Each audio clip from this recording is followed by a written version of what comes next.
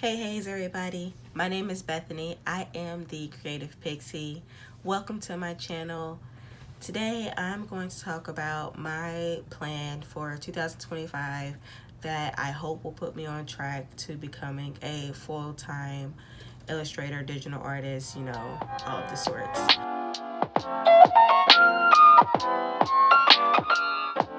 I have decided that I'm going to nail down and pursue art. It's always been something that I cycle back to in my ADHD hobby cycle. I always cycle back to my art one way or another, and I want to pursue it. So let's talk about how I'm going to do it. Here in the States, once you hit 30, they make you feel like you're supposed to have your whole life together.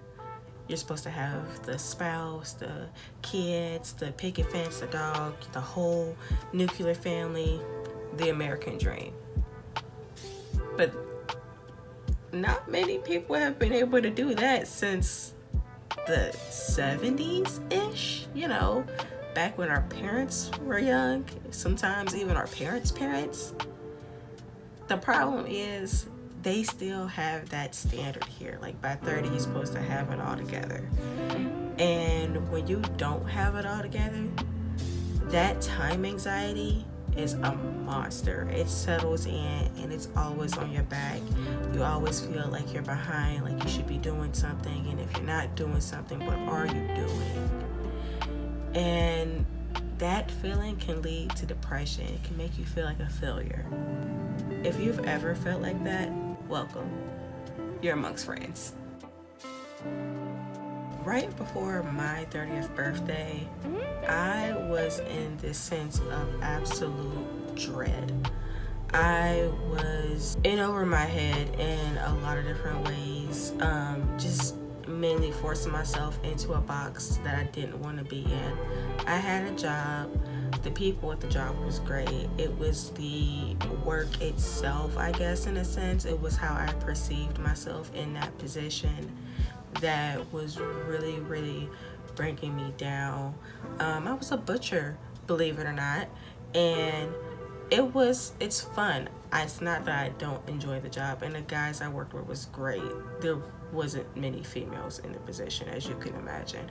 I think in the chain that I worked in, there was only like 5 or 6 in the whole like meat market department, and I was the only one at my location. All the guys were great. They weren't the issue. Locker room talk and jibs and jabs and jokes, it was all in good fun. A lot of times though, because I was the only female, I was slower than the guys. I was trying to eat 60-pound boxes in a freezer. Have I mentioned how much I absolutely hate the cold? Like, hate the cold. Like, I have moved to the south of the states twice to escape Ohio. I was getting up at 4 a.m. to go to work at 5, sometimes getting up at 3 to get up and go there at 4. And I'm absolutely not a morning person. Like, my biological clock was kicking my ass. Why are you waking up this early? What are you doing? We hate this. I was in the absolute worst position for doing anything. And I would come home. Yeah, I got off early. That's all great, cool. But I would get off and then I would go back to sleep. My biology couldn't. My mental state couldn't. It was just too much for me. And as it got worse, like at first I was able to handle it, but it got worse and worse and worse until the point I wasn't able to hide it. Like, I'm a strong person. I typically don't like wearing my emotions on my sleeves around people. I don't feel comfortable enough to do so. But it got to the point to where like I would go to work and depression was written on my face, to where my manager knew what days he could and could not joke around with me. I internalized that even more because I hated that. I hated feeling like the guys couldn't rely on me to keep my crap together because I was in such an emotional state. It eventually got to the point where my husband, love him, he saw how bad it was getting and he was like, yeah, no, you can't keep doing this. I'm not gonna let you keep doing this. I have this new job now. It's providing most of what we need. So tell him you quit. Tell him it's enough. You can't do no more. And I'm like, no, I can do it. I can keep on pushing. But yeah, no.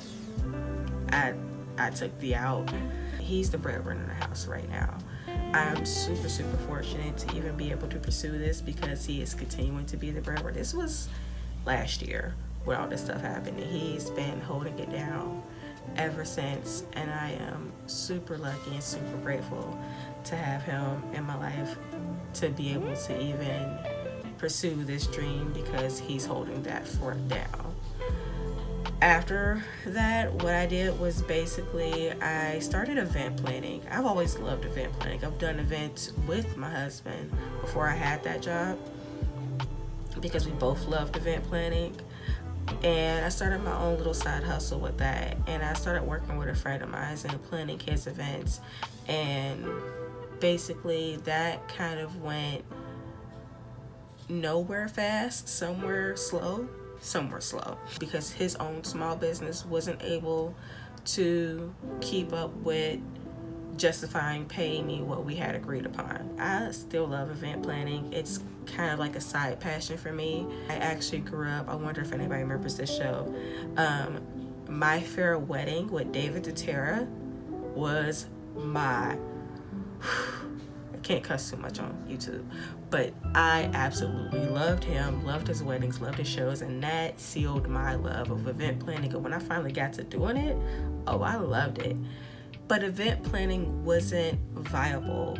It was very much determined on how many people showed up and whether they were willing to pay what amount of money for what we offered and everything. And right now, I currently live in Houston. If you know anything about Houston, Houston is an hour away from Houston. It is a very, very large city, and there's always things to do here in Houston. People have bigger parties, people have other things, and not everybody's always willing to try out smaller events and smaller venues, and most times people go where they know the party's gonna be at. But he didn't have the funds, and I couldn't keep working for free. I wanted to do something that was gonna produce something and help my husband provide for the family. So I basically put event planning on the back burner. After that, I was at the house. I've done the stay-at-home mom thing many a times. I am a mom. I have 3 wonderful bonus children and 2 bio children. But I am a mom of 5. We only have 3 here in the house, and I have 2 still in school. So I am now basically the family chauffeur. That was what I was doing mainly. Around September, I logged back into my original Instagram. I have 2 Instagrams. One I made after my first business kind of not flopped, but stagnated. And then my original, business Instagram for my art and stuff. So I logged back into that one. And I just looked at my art and I was like, I miss drawing and writing and creating for myself. I love drawing, I love creating. I am a Disney adult, I'm an anime nerd, I am a fantasy head. I love all of those things, and I love kind of like melding all those things together, and you see that in my art. So I definitely wanted to go ahead and try it again. It just brought that spark back to life.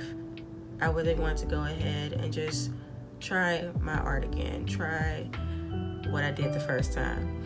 I told my husband, I went to him and was like, babe, I really want to start taking my art serious again. I really want to do this.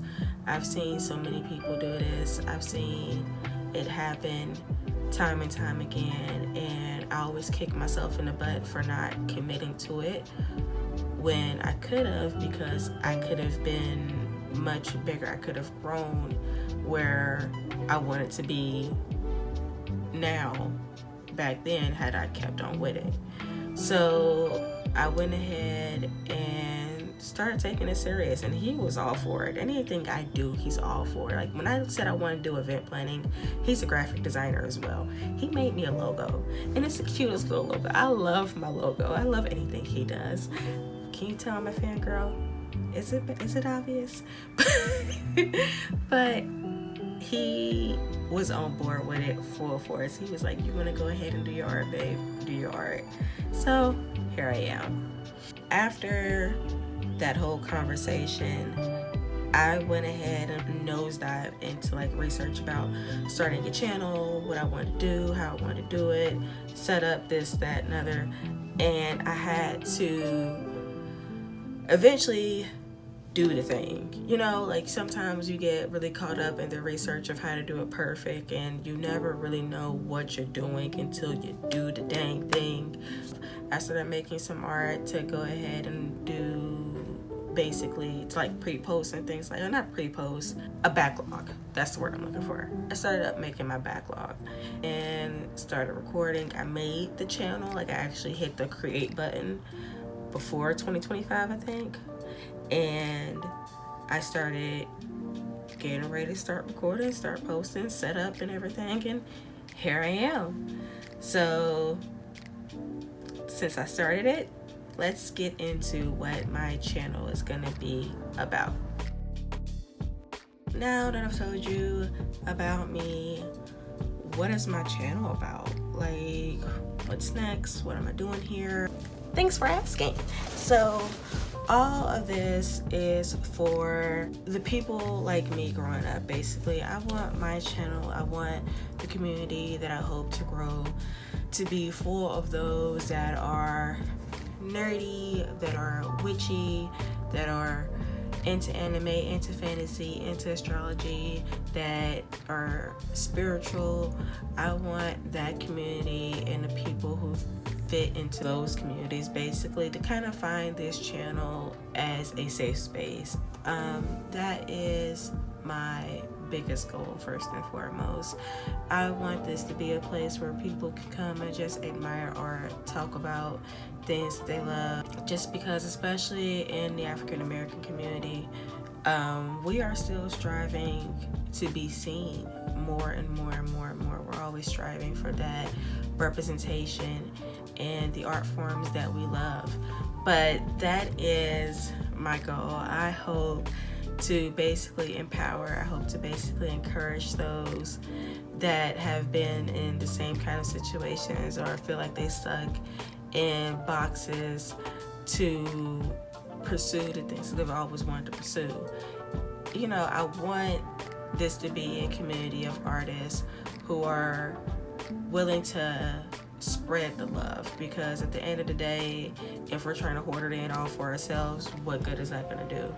This is where you come to kind of get lost in the world of fantasy, fae, fairies, anime.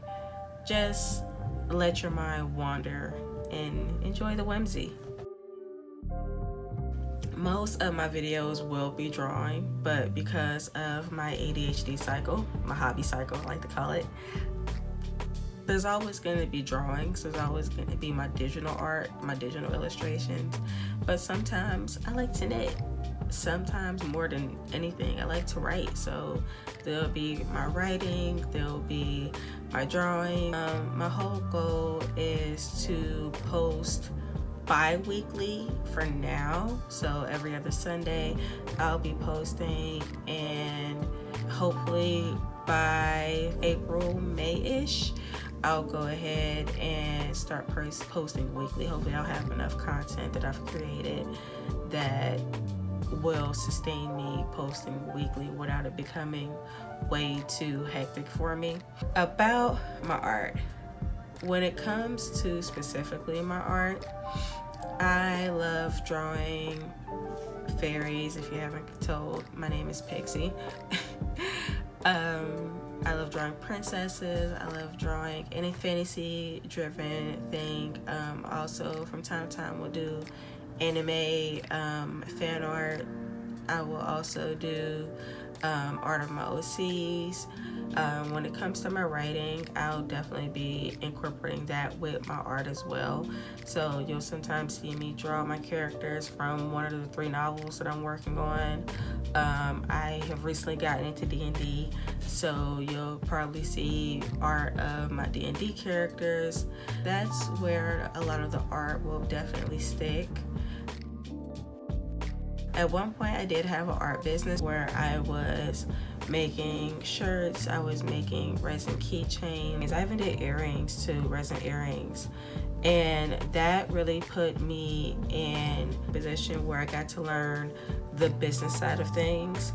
Hopefully by March or April, I'll be able to open my commissions back up, and I'll be doing that again. So that's one line of income that I really want to get back into. By August, I want to reopen my shop, and mainly I would like for it to be a sticker shop, just to dip my toe back into that. So that will be my second line of income that I'm going to venture back into. What I'll do for that is basically transfer my old LLC to Texas. That way I don't have to go through the whole process of opening an LLC all over again. I might dabble into KDP. I've looked into that, and doing coloring books and digital products, taking some of my designs and putting them on notebooks. Right now I am doing the Royal Zodiac series, so I'll probably take a lot of those and put them on notebooks, or maybe even calendars and things of that nature, journals and all that stuff, just because I do love journaling, I do love manifestation, and I do want to create products that will help those along in that journey that they are seeking. So that's something else that I want to dabble in. So that'll be my third venture or my third stream of income venture. I am also working on designing a tarot card deck. That is probably my longest term project, just because I want to make sure that when I am designing each one, that they are not only cohesive and all the designs are great. I also want to make sure that I am in the right headspace, because I do want to draw each one with intention. I want to make sure that each design is being fueled with the correct emotions, the right feelings. So for me, I wouldn't say on a higher priority than my novels, but it's up there. So technically I have 4 long-term projects, 3 novels, and the tarot card deck. Those are the 4 streams of income I think I went over that I want to definitely dabble into. So that is what most of my channel is going to be, basically documenting me as I go along and figure out what works, what doesn't, how to do this, how to do that. So join me on my journey as I figure out how to get from point A to B to C to Z. My goals in general for 2025 are to basically be earning $1,000 a month, to grow my community and my IG following. I want to grow that to at least 1,000 subscribers on either Instagram or YouTube, or probably like a combination of the two. I want to be working on commissions on a regular basis. I want to have opened my sticker shop, and I want to have at least 5 of my tarot cards designed by the end of the year. Will I do all of them? Probably not. The cycle, it happens. So I will definitely seek out to accomplish at least 3 of those things. If I accomplish 3 of those things, I will definitely chalk up this year as a success. If I can get more of them done, then I will just chalk those up as bonus victories, because while those are phenomenal, that just means I put extra work into it, and I want to be able to keep a steady pace that way I don't burn myself out or feel too overwhelmed with this, and then I stop because I'm starting to deteriorate. Those are my goals for 2025. I write better than I speak, y'all. Don't judge me. Don't even. This is something I am still learning. I am very much still in the learning process for all of these different things. I am new to YouTube. I am new to the consistency of keeping up with these things. I'm new to balancing this with having a family, with having other responsibilities. I am far from a master at any of these things, but that doesn't mean that I won't try. You know, they say a jack of all trades, yet a master of none is better than, a jack of all trades is better than a master of none. I believe I said that right. We'll figure it out. But that is what I'm doing with myself right now. This is how I am taking control of my life. For the longest time, I haven't had full control over my life. Now, I'm doing this one for me. Thank you so much for joining me today. I appreciate you sitting here chilling with me as I got to chit chat with you guys and tell you about what my goals are for 2025. If you want to keep up with me on this journey as I become a full-time artist, go ahead and click that subscribe button, ring the notification bell, share, and most importantly, comment. Go ahead and throw something down in the comment section.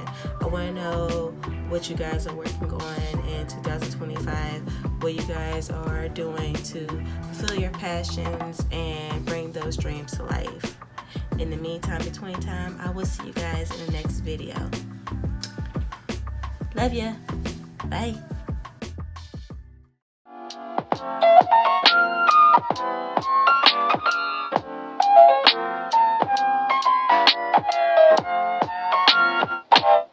I found the quote too that I was stumbling on. It is, "A jack of all trades is a master of none, but oftentimes better than a master of one. And a master of one is a master of none." So keep that in mind as you go. Bye.